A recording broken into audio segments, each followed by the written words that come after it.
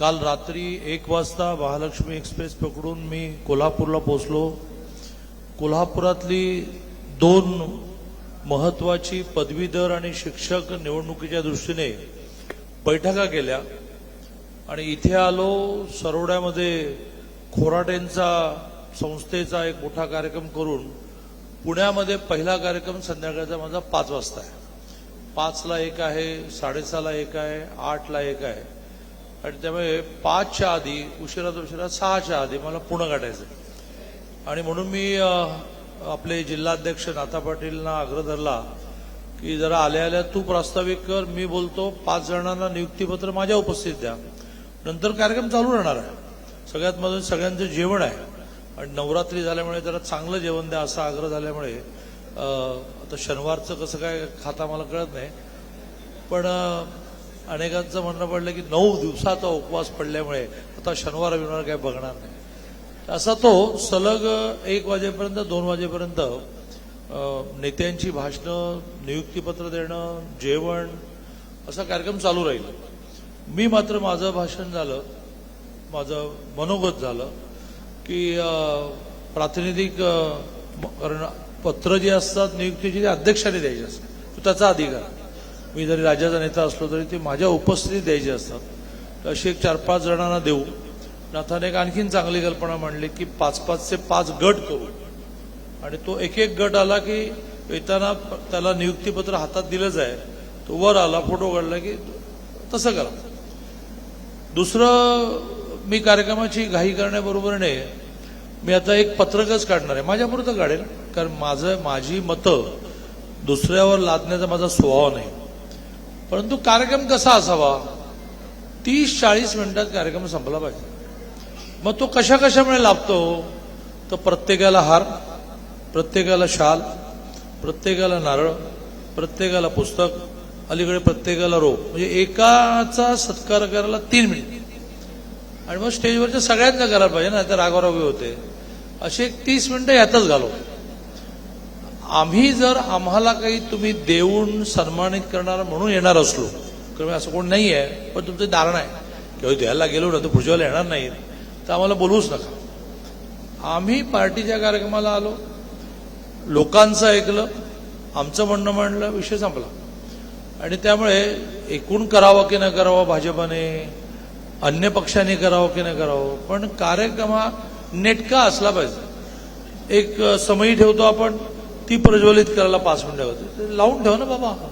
ते कशाला ते मग आता संजय बाबा घाडगे, मग सुरेश वाळवंकर, अलीकडे तर काय केलं ते 100 वातीवाली समयी आणली, 100 जणांनी लावायची। दक्षिणेत ती समयी असते, जास्तीत जास्त लोकांना वाव मिळतो। जेव्हा वेळ असेल ते करा। आता हे अँकर नावाचं प्रकरण एक असंच आहे की आम्ही अख्ख्या सभेमध्ये बोललो 30 मिनिटं, तर ते 43 मिनिटं बोललो। मग परिचय नावाचा विषय, परवा एका कार्यक्रमामध्ये मी कधीच अतिशयोक्ती करत नाही, तर मला माहिती आहे की कोणतरी त्याची शहानिशा करेल। परवा अगदी नाव सांगतो, डेक्कन नावाचं एक मोठी युनिव्हर्सिटी झाली, मी चीफ गेस्ट होतो, कारण त्यांना 2 वर्ष झाली। माझा परिचय 12 मिनिटं करून दिला, मी 3 मिनिटं बोललो। अनेक परिचयातले मुद्दे मला नवीन होते, अरे हो सर हे माझ्या बाबतीत घडलंय का, 12 मिनिटं तो काय सोडत, त्याला मी खाना करतोय आणि असा माणूस लक्षात देत नाही इकडे तिकडे। आणि त्यामुळे परिचय जर स्टेजवरच्या माणसांचा करून द्यावा लागत असेल तर ते स्टेजवर बसण्याची वेळ त्यांची यायची असं म्हणून, ते माहितीच आहेत ना, म्हणून तर समोर बसले आहेत, म्हणजे तुम्ही बसला असतात। त्यामुळे स्टेजवरच्या सगळ्यांचा परिचय याच्यामध्ये तुम्ही वेळ घालवता। आपल्याला जो संदेश द्यायचा, जो मुद्दा आहे, तोही कमी वेळात जास्त बोलता आलं पाहिजे।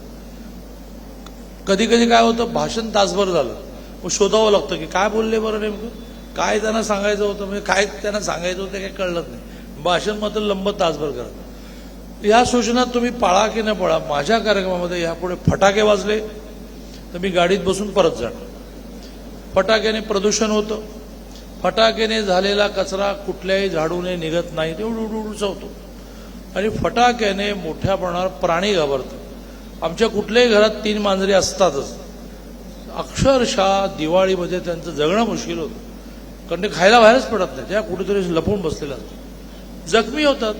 दिवाळीमध्ये फटाक्याने जखमी होणारे पक्ष्यांची संख्या हजारो असते. कशासाठी वाजवतो फटाके? टाळ्या वाजवा जोरात, टाळ्या टाळ्या आणि हाता नाही. माझं म्हणणं काय की परमेश्वराने 2 हात दिले आहेत, त्याचं भाडं द्यावं लागत नाही. आता हे टमक टमक टमक भाडं द्यावं लागतं आणि तो काय ऐकतच नाही. त्याचं तो स्टेज पण आणून सोडणारच. तर त्याच्यावेळी सगळे उभे राहिले, टाळ्या वाजवायला, संपलं विषय. एनिवे, मला परवा इथे प्रवासात आलो असताना नाथाने ही सूचना केली की आपण नियुक्तीपत्र द्यायची राहिलेली आहेत. मला वाटते घोषणा केली आपण, पण ज्याला प्रत्यक्ष अपॉइंटमेंट लेटर म्हणून द्यायचं राहिलं आहे. आणि या निमित्ताने सगळा जिल्हाही एकत्र येईल. मला पहिला आनंद व्यक्त करायचा आहे की सकाळच्या वेळेला इतक्या मोठ्या संख्येने येत नाही आपण, कामधामं असतात, पण तुम्ही इतक्या मोठ्या संख्येने आलात त्याबद्दल मी खूप आनंद व्यक्त करतो. आणि माझ्या कार्यक्रमाच्या आग्रहामधला पुढचाही मुद्दा की स्टेजवरच्या 2 जणांची नावं घ्यायची. सगळ्यांची घेण्यामध्ये वेळी जातो आणि एखादं राहतं, मग राहिलेला जाताना शर्ट खेचतो. मी नाही दिसलो का मग करायला आम्ही नाव नाही घेत, तुम्ही कशाला पाहिजे बोंबलायला? व्यासपीठावरचे सर्व मान्य, सभागृहातले सर्व मान्य, संपला विषय. तर व्यासपीठावर उपस्थित आपली पार्टी अध्यक्ष ओरिएंटेड असल्यामुळे आपल्या जिल्ह्याचे अध्यक्ष नाथा पाटील, एक सिनियर माणूस कोणीतरी म्हणून संजय बाबा घाडगे. आता सिनियर माणूस संजय बाबा म्हटलं की ते 4 सिनियर बसलेत, त्यामुळे आम्ही पण सिनियर आहोत. ते तर काल आले, पार्टीमध्ये हयात घालवली आम्ही. कोणाचं तरी नाव घे, संजय बाबा घाडगे.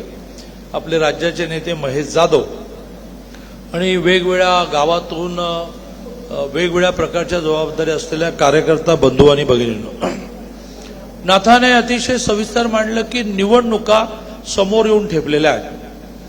साधारणतः लोकसभेला सगळे भिडतात, सगळ्या राज्यात 48 जणच असतात. विधानसभेला सगळे भिडतात, सगळ्या राज्यात 288 असतात. खरी निवडणूक जी आहे ती जिल्हा परिषद, पंचायत समिती, नगरपालिका, ग्रामपंचायत आहे. मग बऱ्याच वेळा नेते काय करतात, आपली खासदारकीची झाली, आपली विधानसभेची, आता काय आपण पडलो तर त्यांची कोण भांडणं सोडत राहणार? सगळ्यांना तिकीट हवे आहेत, बेटर आपण लांब राहू. अरे तुझ्या निवडणुकीत लांब राहिले असते तर तू निवडून आला असं काय? आणि त्यामुळे नेत्याची खरी निवडणूक ही ग्रामपंचायतीची निवडणूक. नेत्याची खरी निवडणूक ही पंचायत समिती, जिल्हा परिषद, नगरपालिका, महानगरपालिका ही निवडणूक आहे. आणि त्यात त्याने आपल्या निवडणुकीपेक्षा जास्त वेळ दिला पाहिजे. मी लोकसभेला पुण्यामध्ये मुरलीधरांना मोळ उभे होते. 33 प्रभाग आहेत आमचे, 4 नगरसेवकांचे 33 प्रभाग आहेत, म्हणजे पुणे लोकसभेपुरते. मग काही शिरूर लोकसभेत जातात, काही बारामती लोकसभेत जातात. तर ह्या 33 प्रभागामध्ये रोज 1 दिवस असं 33 दिवस प्रवास केला. अनेकांनी मला म्हटलं तुझी विधानसभा लांब आहे म्हणून काय आलं? लोकसभा ही माझीच आहे.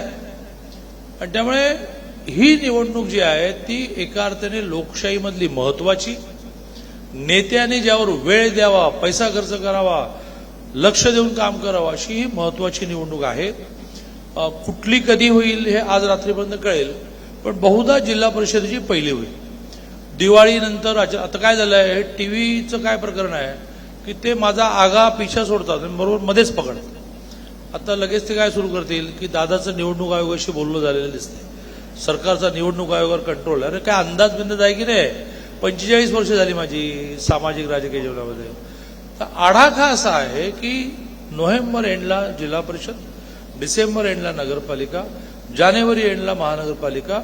सुप्रीम कोर्टाने अतिशय कडक शब्दात सांगितलंय की 31 जानेवारीला सगळ्या निवडणुका संपवून आम्हाला रिपोर्ट सादर करा. त्यामुळे बहुधा टेंटेटिव्ह अशी रचना आहे. 1 महिना आधी आचारसंहिता लागते.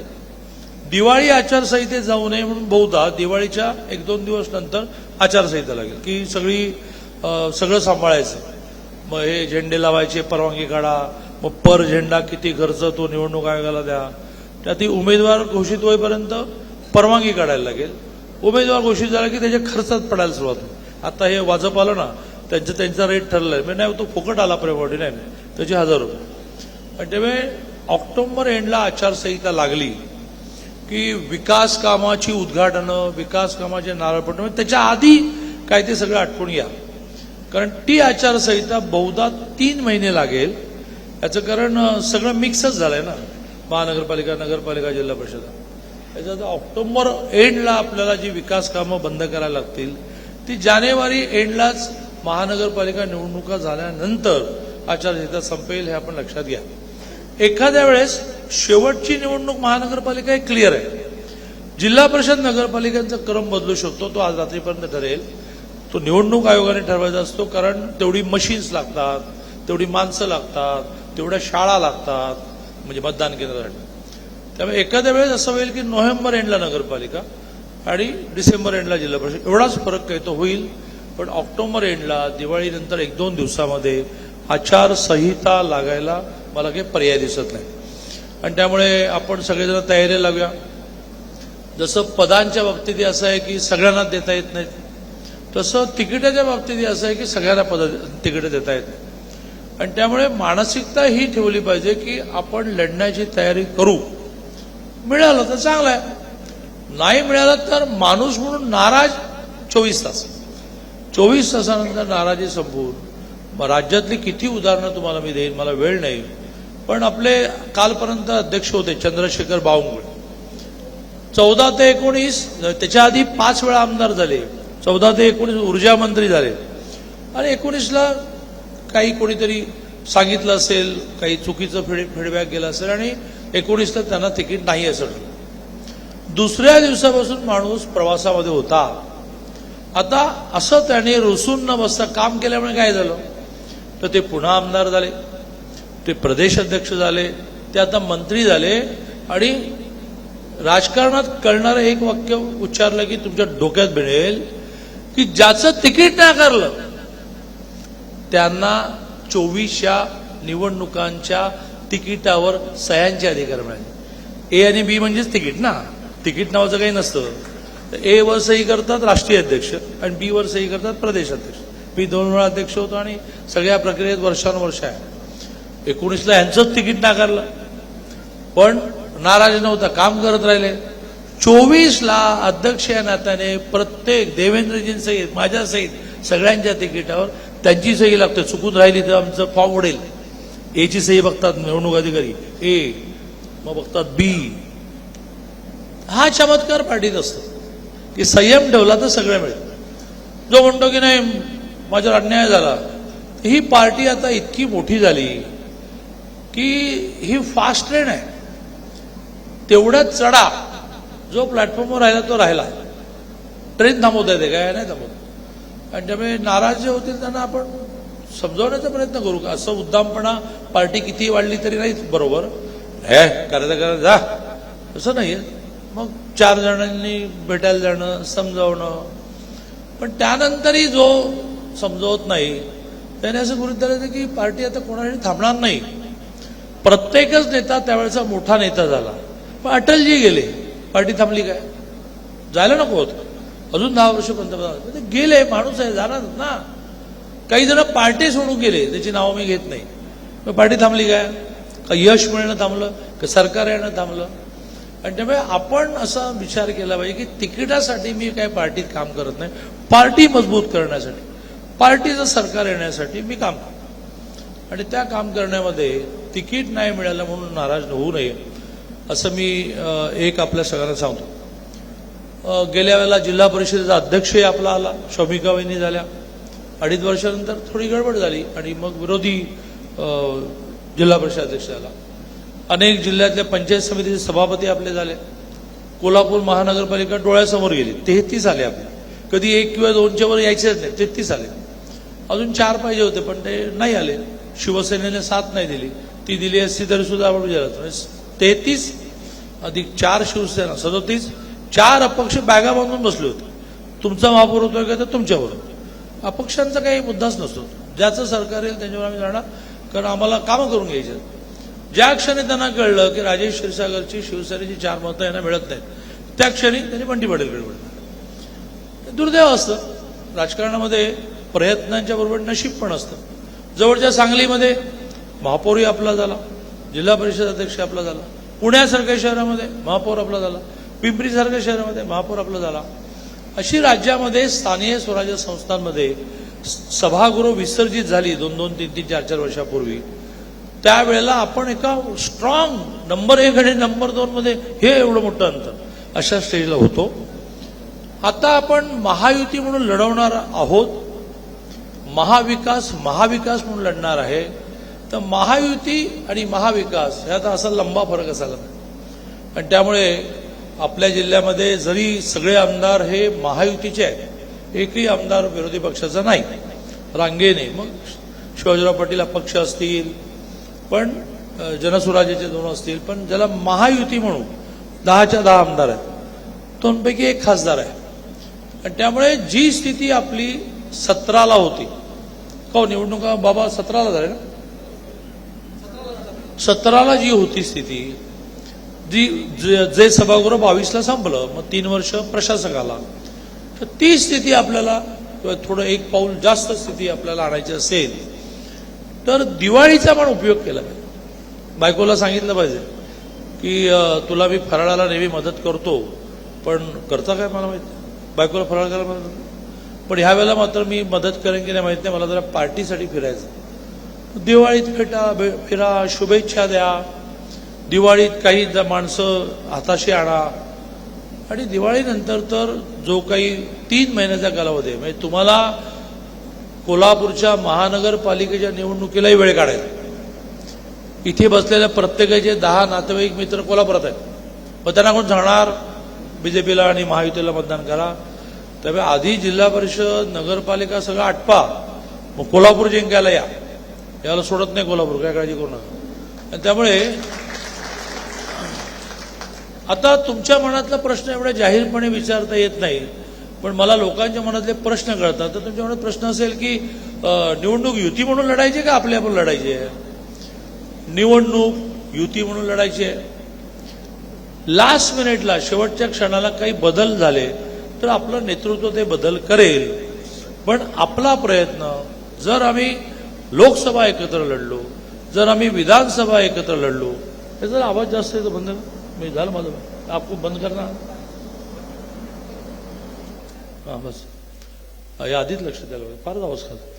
जर आम्ही लोकसभा महायुती म्हणून लढलो, जर आम्ही विधानसभा महायुती म्हणून लढलो, तर आम्हाला स्थानिक स्वराज्य संस्था सुद्धा महायुती म्हणून लढण्याचाच प्रयत्न केला पाहिजे.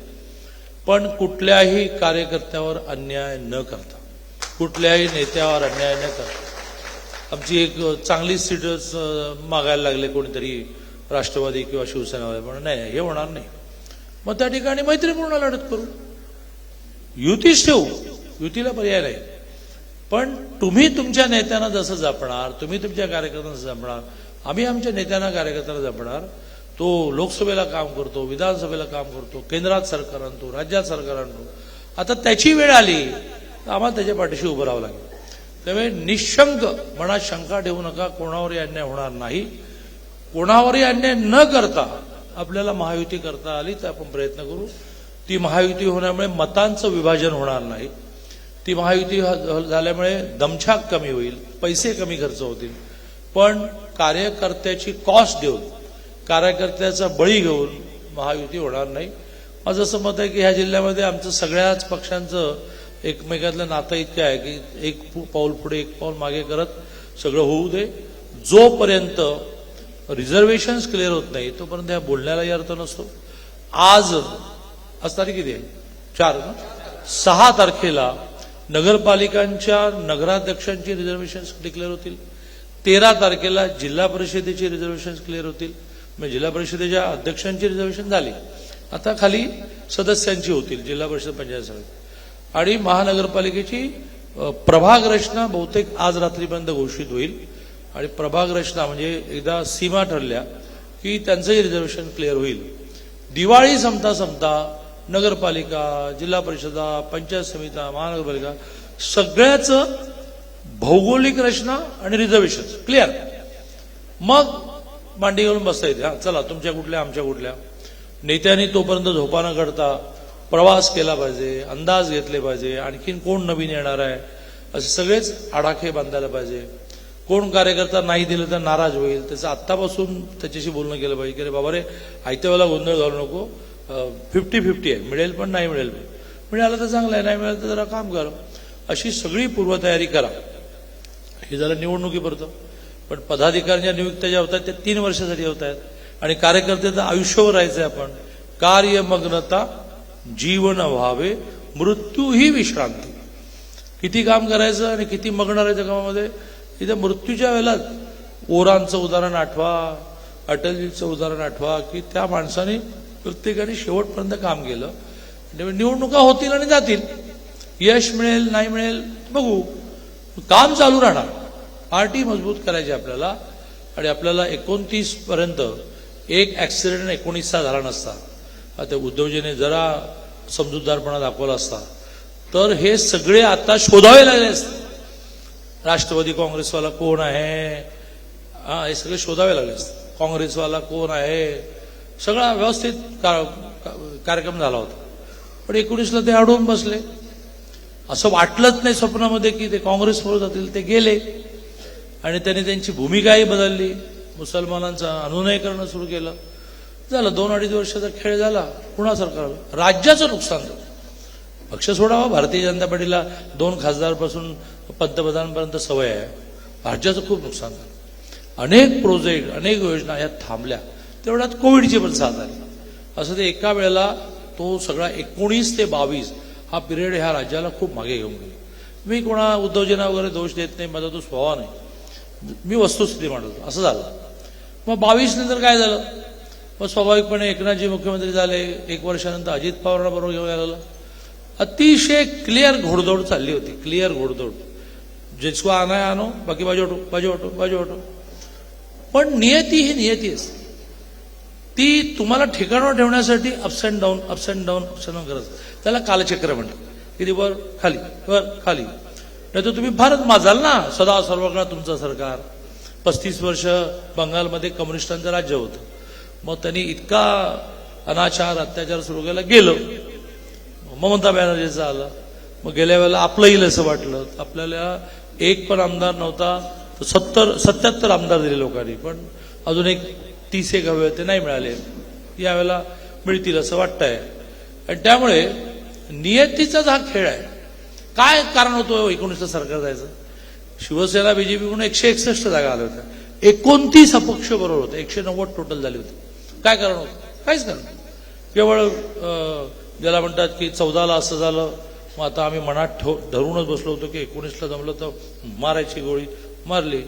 ठीक आहे, काय मिळालं? आज मुंबई महानगरपालिकेमध्ये तुमचे 92 मधले 75 नगरसेवक सिटिंग हे एकनाथ शिंदेने घेतले. आता तुम्हाला पहिले कॅन्डिडेट शोधावे लागतील ना महानगरपालिका निवडणुकीला. राज ठाकरे येणार नाही येणार, येणार नाही येणार, येणार नाही येणार, चर्चा चालू आहे. आता तुमचं महानगरपालिकेला पानिपत झालं तर पुढे तुम्ही काय करणार? 4 वर्ष तर महाराष्ट्राचं सरकार जात नाही, कारण ते 237 वाला सरकार आहे. एवढं मेजॉरिटीवालं सरकार कधी आलंच नाही. केंद्रातल्या सरकारामध्ये थोडासा प्रॉब्लेम झाला. 303 बीजेपी ब्रँडेड जे होते ते 240 वर आले. पण इतरांनी मदत केली. सरकार 300 चालू आहे. मग 5 वर्ष केंद्रात सरकार मोदींचं, 5 वर्ष महाराष्ट्रात सरकार महायुतीचं.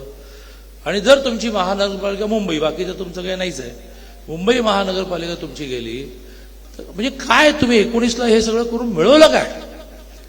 ते मिळवलं स्वतःचं नुकसान मिळवलं. माणसं गेली, राज्य गेली, शहरं चाललेली आहे तुमची. पण हा काय आजचा माझा विषय नाही. माझा विषय एवढाच आहे की ह्याला कालचक्र म्हणतात. ते फिरतं आणि सगळ्यांना ठिकाणावर ठेवत असतं.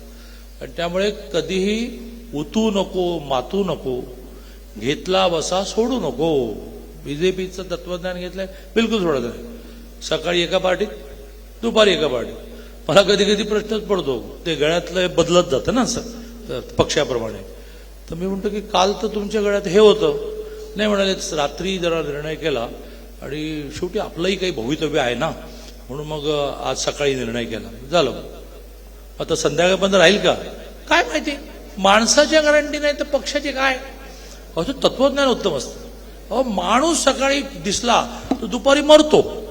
तर माझं काय घेऊन बसला, नाही जमलं तर संध्याकाळी मी आणखीन एखादी पार्टी शोधतो. पण पार्ट्याही भरपूर झाल्या या या या या म्हणणाऱ्या. आणि त्यामुळे माणसंही बदलायला लागली. आणि त्यामुळे निवडणुका होऊन जातील, पण 2 गोष्टी लक्षात ठेवा. कार्यमग्नता, जीवन व्हावे, मृत्यू ही विषय. मला काय पडलंय हो, मला कधी अम्बिशनच नाही. कधी मी विधान परिषद मागितली नाही, मंत्रीपद मागितली नाही, काहीच मागितलं नाही. पण आपल्या अंगात त्राण आहे आणि पार्टी सांगते. पार्टीने सांगावं की हो दादा तर खूप झालं, जरा दुसऱ्या माणसाला जरा वाव द्या, देऊन टाकू. तिथेही माझं तिसरं वाक्य आहे, ते सांगून मी बोलत होतो. पहिलं काय, कार्यमग्नता जीवन व्हावे मृत्यू विश्रांती. दुसरं काय, उतवू नको, मातू नको, घेतला असा सोडू नको. आणि तिसरं, शिस्तीसाठी नेत्याची इच्छा, नेत्याने आज्ञा नाही द्यायची, नेत्याची इच्छा ही तर आज्ञा. अनुशासन आम्हा प्यार, आम्ही कार्यकर्ते बीजेपीचे कुठल्याही कार्यास द्या.